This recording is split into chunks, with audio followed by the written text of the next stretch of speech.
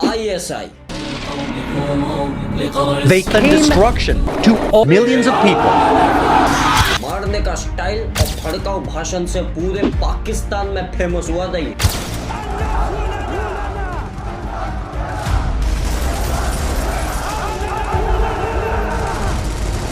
जब बैग खोल के देखा तो इसके अंदर ऐसी चीजें निकली जिससे CIA नहीं पूरा का पूरा अमेरिका अंदर तक हिल गया।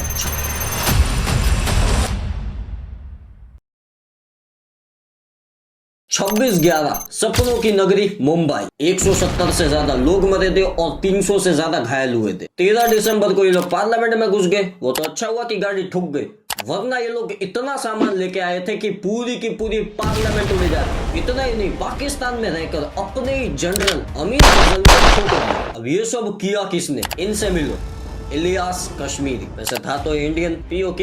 जो काम ओसामा नहीं कर पाया, जो काम मौलाना मसूद अजहर नहीं कर पाया, वो काम इसने कर दिया। एक बार ये जिहादी पकड़ा गया, मौलाना मसूद अजहर। ये दिल्ली में आया था शादी के लिए लड़की ढूंढने। दिल्ली पुलिस ने धर लिया और जैसे ही ये बात इस तक पहुंचती है, ये आग बबूला हो जाता है। ये अपने लोगों को ऑर्डर देता है कि कुछ भी करो, छुड़ाओ। इतने में इसको पाकिस्तान का फोन आता है। पाकिस्तान गवर्नमेंट, तुम्हारा लौंडा पकड़ा गया वहाँ पे। इसने कहा अच्छा, बहुत जल्दी बताया आपने। अबे मेरे को पहले से पता है, तुम बताओ तुमने फोन क्यों किया? पहले तुम बताओ ये बड़ा वहाँ करने क्या गया था?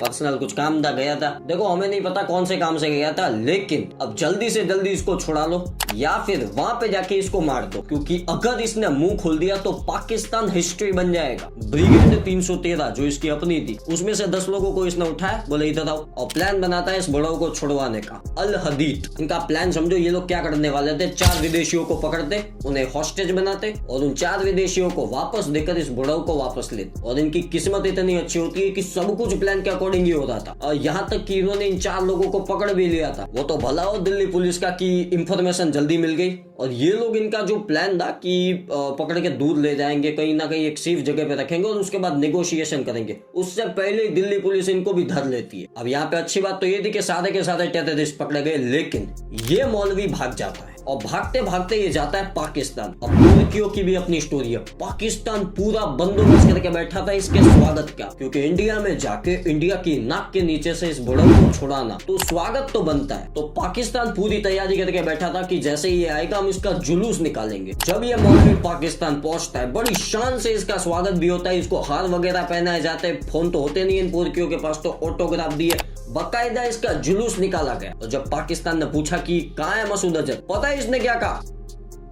मैनू की पता। अबे तू छुड़ाने गया था ना उसे, अबे उसे छोड़ो, मैं जन्नत जाते जाते बचाऊं। पाकिस्तान गवर्नमेंट अगर इसने सब कुछ बता दिया तो ये कहता है मैं नहीं जानता। पाकिस्तान कहता है इसका मरना या जल्दी से जल्दी वापस ले आना बहुत जरूरी है। ये फिर से वही कहता है मैं नहीं जानता। पाकिस्तान ने कहा रुक तो बताई। तो इसको उठाया और जेल में डाल दिया। अपने ही बंदे को, अपने ही एजेंट को, जो ISI का एक बहुत ही बड़ा एजेंट था, उसी को जेल में डाल दिया। देख रहे हो इन पुर्कियों को। दूसरी तरफ नेपाल से एक प्लेन हाईजैक होता है, उसको कांधार ले जाया जाता है। और अब मजबूरी थी हमारी, हमें छोड़ना पड़ता है मसूद अजहर को। अब यहाँ पे मेरा एक सवाल है, अबे भाई जब पकड़ लिया था, मारवा देते एनकाउंटर में या फिर जहर पिला देते। जेल में तो कैदी आपस में लड़ते ही है, कौन सी बड़ी बात हो गई? और इसके लिए कौन धोने आने वाला था? अच्छा अब इसको तो हमें छोड़ना पड़ा था। वही दूसरी तरफ ये मौलवी जेल तोड़ के भाग गया। अब कैसे भागा तो किसी को नहीं पता। और भागते भागते ये जाता है POK भीमबार। पाकिस्तान ने इसको टेररिस्ट बोल दिया। बहुत बड़ी बात हो गई, पाकिस्तान टेररिस्ट बोल रहा है। और ISI से तो पहले ही निकाल दिया था। अब यहाँ पे ये दिक्कत आती है कि ये भाई साहब खाना कैसे खाएंगे, इनका घर कैसे चलेगा। लेकिन जब ये POK पहुंचता है, धूमधाम से इसका स्वागत किया जाता है। वहाँ के जो लोकल लोग थे वो इसको बहुत ज्यादा पसंद करते थे, पता नहीं क्यों। एक हीरो की तरह इसका वेलकम किया जाता है। अब आप कहोगे पाकिस्तान क्यों इसको टेररिस्ट बोल रहा था? ये तो उन्हीं का बंदा था। देखो पाकिस्तान की वैल्यू पहले से ही खराब है और इस मौलवी को सिर्फ इंडिया नहीं, रशिया, इजराइल, यहाँ तक कि USA भी ढूंढ रहा था। साथ साथ दाऊद भैया भी वहाँ चले गए थे और उस टाइम में TTP भी आ गया था, तहरीक तालिबान पाकिस्तान। तो इन सब के बीच में पाकिस्तान इसको पालना नहीं चाहता था, अपनी इज्जत को और नहीं लुटवाना चाहता था। तो पाकिस्तान ने तो बोल दिया ये टेररिस्ट, और इसको बोल दिया मैंने तो हाथ ऊपर कर दिया, अब तू देख ले अपना। मगर जैसे ही ये POK पहुंचता है, इसको चीफ कमांडर बना दिया जाता है। ISI ने तो पहले ही निकाल दिया था। तो अपनी दोनों ब्रिगेड 111 और 313 के साथ ये अल-कायदा ज्वाइन कर लेता है। और वहीं पे इसकी मुलाकात होती है ओसामा से। ये अपने आप में ही डेविल था। और इस ससुरे की किस्मत इतनी अच्छी होती है कि जैसे ही ये अल-कायदा ज्वाइन करता है, उसी वक्त 9/11 होता है। 9/11 के बाद अमेरिका पागलों की तरह ओसामा को ढूंढ रहा था और अलकायदा के बड़े बड़े लोगों को तो पहले ही ठोक दिया था। अब बचा कौन? इलियास के हाथ में पूरा का पूरा अलकायदा का नेटवर्क, यहाँ तक कि पूरा का पूरा कंट्रोल आ जाता है। बॉर्डर पे हमारा जवान अपनी ड्यूटी कर रहा था, भाऊ साहब मारुति तलेकर पहले तो इनको उठाता है, अपने कैंप में ले जाता है, बहुत ज्यादा टॉर्चर करता है, उसके बाद इनकी जान ले लेता है। यहाँ तक तो सब ठीक था, लेकिन उसके बाद जो हुआ रोंगटे खड़े हो जाएंगे। इनके सिर को काटता है और उसके साथ खेलता है, यहाँ तक कि पूरे के पूरे पीओके में रैली निकाली जाती है इनके सर की, जैसे वो कोई ट्रॉफी हो। अब यहाँ पे एक गलती हो जाती है, हीरो बनने के चक्कर में ये भाई साहब सबकी नजर में आ जाते हैं। यूएसए की नजर इस पे पड़ती है और जैसी इसकी हरकतें, इसके लक्षण है, सीआईए ने कह दिया इसके ऊपर ध्यान रखो, किसी ना किसी दिन इसको मारना पड़ेगा। ये दरिंदगी के कारण लोगों की नजरों में आ गया। उसके बाद ये 26/11 प्लान करता है। सब कुछ ठीक चल रहा था, लेकिन कसाब जानू जिंदा पकड़ा जाता है और ये बता देता है मैं पाकिस्तान से आया हूँ। अब पाकिस्तान ने तो कह दिया झूठ क्यों बोल रहा है, नहीं हम तो बड़े शरीफ लोग हैं, नहीं हमारा खून नहीं है। और जब पूछा कसाब को कि भेजा किसने, तो बोलता है इलियास ने भेजा। अब यहाँ पे पाकिस्तान गोल मारते जाता है कि देख लो भाई, हमने तो पहले से ही इसको टेररिस्ट बना के रखा है, हमने तो पहले ही कह दिया था कि ये आतंकवादी है, हम खुद ढूंढ रहे हैं उसको, मिले तो बताना कहीं पे, हमें भी मारना है। हालांकि 26/11 में तो पाकिस्तान भी उतना ही जिम्मेदार था, लेकिन वॉर नहीं चाहता था। क्यों? क्योंकि जंग लड़ने में पैसे चाहिए होते और वो तो इनके पास है नहीं। तो पुरकियों को डर लग रहा था कि फिर से कहीं 1 लाख लोगों को सरेंडर ना करना पड़े। अब बेइज्जती होती है ना, वैसे इनको कोई फर्क पड़ता भी नहीं है, इनकी तो रोज ही हो। तो पाकिस्तान ने क्या किया, पहले तो इसको बाहर निकाला और दुनिया को दिखाने के लिए कि देखो भैया हम भी आतंकवादियों से उतने ही परेशान हैं। लाल मस्जिद में बम फोड़ दिया, 20-25 गोलियां भी मार दी, 40 से 50 लोग मर गए, सारे के सारे आतंकवादी। इलियास को आया गुस्सा, इसने कहा रुक तो था बताई। तो इलियास उठा और इसने आईएसआई के ऑफिस में जाके बम मार दिया, 300 लोग मरे थे। फिर ये भाषण देता है कि जिहाद अब पाकिस्तान में भी होगा, और फिर इसने आर्मी के जनरल अमीर फजल को बंदूक से मार दिया। ये तो इनकी आर्मी है। मैं आपसे पूछ रहा हूँ, आपने कभी सुना है आर्मी वाले का एनकाउंटर होते हुए? नहीं ना, बट ये पाकिस्तान है, यहाँ पे कुछ भी हो सकता है। पाकिस्तान भागा गया अमेरिका के पास कि भैया बचा लो, और डरना जरूरी भी था क्योंकि ये लिमिट से बाहर जा रहा था। इसने जो आदमी आर्मी के जनरल को मार सकता है,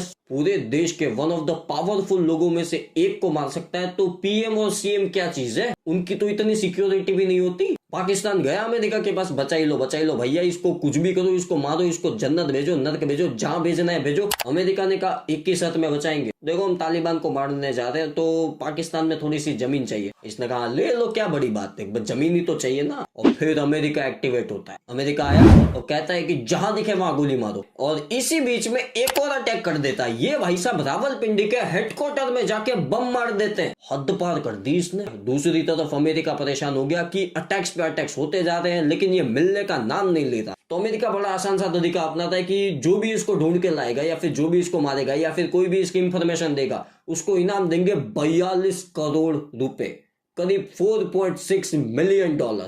इसके बावजूद ये नहीं मिलता, क्योंकि पाकिस्तान में अनाउंस किया था। अबे तुम कहाँ इनाम दे रहे हो, कितना इनाम दे रहे हो, सोच के तो दो। इन्होंने 5,000 से बड़ा नोट नहीं देखा, तुम 42 करोड़ देने पे आ गए। ऋषभ पंत क्रिकेटर अभी पिछले साल 27 करोड़ में बिका था आईपीएल में। और ये बात जब पोर्कियों को पता चली, पता है इन्होंने क्या कहा, ये झूठ बोल रहे हैं आईपीएल वाले, इतना पैसा थोड़ी ना होता है, 27 करोड़ पैसा होता है। इनको पता ही नहीं है कि इतना पैसा होता भी है। मैं तो कह रहा हूँ 1,000-2,000 रुपए का इनाम लगाते हैं, ये 10 मिनट में पकड़ा जाता। 42 करोड़ तो पूरे पाकिस्तान की कीमत नहीं है, तुम एक आदमी को देने पे आए। इसी बीच डेनमार्क का एक न्यूज़पेपर है, वो अपने आर्टिकल में प्रॉफिट मोहम्मद साहब का कार्टून पब्लिश करता है, और जैसे ये बात इलियास तक पहुंचती है, ये आग बबूला हो जाता है। ये फोन से धमकियां देता है, लेकिन वो लोग सुनते नहीं है। इलियास ने कहा रुक तो था बताई। तो ये 4 लोगों को बुलाता है, इधर आओ इधर आओ इधर आओ, डेनमार्क जाओ और कार्टून निकालो इनका। 4 लोग डेनमार्क के न्यूज़पेपर की ऑफिस में जाते हैं, जबरदस्ती घुसते हैं, सारे स्टाफ मेंबर्स को बोलते हैं गेट आउट, और जो एडिटर था उसको गोली मारते हैं। और जो कार्टूनिस्ट था जिसने ये कार्टून बनाया था, उसको तो पहले टॉर्चर करते हैं, उसकी हड्डियां तोड़ते हैं, बहुत बुरी तरह से उसका मर्डर करते, फिर उसका सर काट और उसको खिड़की से बाहर फेंक देते। अब इन सब में इंटरेस्टिंग बात पता है क्या है, इस पूरे ऑपरेशन का ये लोग वीडियो शूट करते हैं, और जैसे ये ऑपरेशन खत्म होता है, इनका ये जो काम होता है ये पूरा होता है, इस वीडियो को ये लोग पब्लिश करते हैं, पूरी दुनिया के सामने दिखाते हैं। मतलब ये अलकायदा का डर फैला रहे थे, ये अपने आप को बहुत डेंजरस दिखाना चाहते थे। इंडिया में भी बहुत से अटैक किए इसने, पुणे की जर्मनी बेकरी थी, वहां पर भी यही था,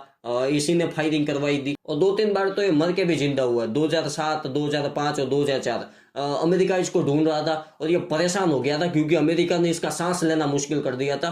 हर एक जगह पे इसको ढूंढा जा रहा था। तो इसने क्या किया, बोल दिया कि मैं मर गया हूं। और इस न्यूज को अलकायदा ने खुद कंफर्म किया था कि ये मर गया है। उसके बाद ये फिर जिंदा हो गया, उसके बाद फिर कहता है मर गया, उसके बाद फिर जिंदा हो गया, उसके बाद फिर कहता है मर गया। बड़ा डर लग रहा है तेरे को। अब हम तो नहीं मार पाए इसको, लेकिन अमेरिका ने इसको ढूंढ लिया। 1 महीने पहले लादेन को ठोका था और 1 महीने बाद ये धरा गया। वजीरिस्तान में पड़ा हुआ था, रात को सो रहा था। अमेरिका ने 2-3 बार कंफर्म किया कि यही है, यही है, यही है। और जैसे ही कंफर्मेशन आया, अमेरिका चुपचाप आया, 1, 2, 3 मिसाइल खत्म।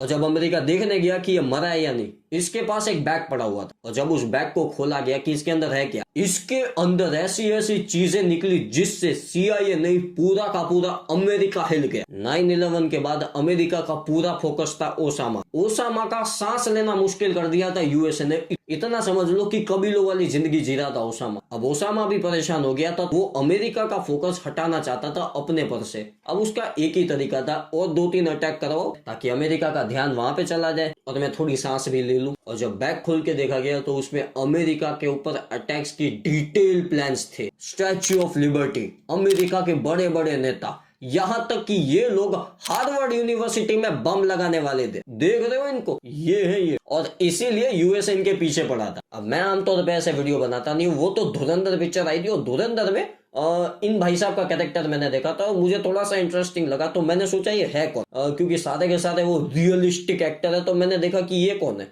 फिर पता चला इलियास कश्मीरी, और थोड़ी सी छानबीन करने के बाद पता चला ये तो बड़ा डेंजर मानुस है भाई। तो इसके ऊपर वीडियो बनाना तो बनता ही है, क्योंकि धुरंधर वालों ने तो इनको ज्यादा जगह दी नहीं पिक्चर में। बस 2-3 सीन दिखा के इनको निकाल दिया, क्योंकि अक्षय खन्ना ने कोई कमी छोड़ी नहीं दी तो इनकी जरूरत आई नहीं। होप कि ये पार्ट 2 में आए और इनकी जरूरत भी ज्यादा है। देखने में बड़ा मजा आएगा कि ये करता क्या। खैर वैसे आज अभी के लिए मेरे पास उतना नहीं। अगर आपको वीडियो अच्छी लगे वीडियो को लाइक करो, चैनल को सब्सक्राइब करो, नोटिफिकेशन बेल दबाओ, टेलीग्राम का लिंक डिस्क्रिप्शन में होगा, ज्वाइन कर लो।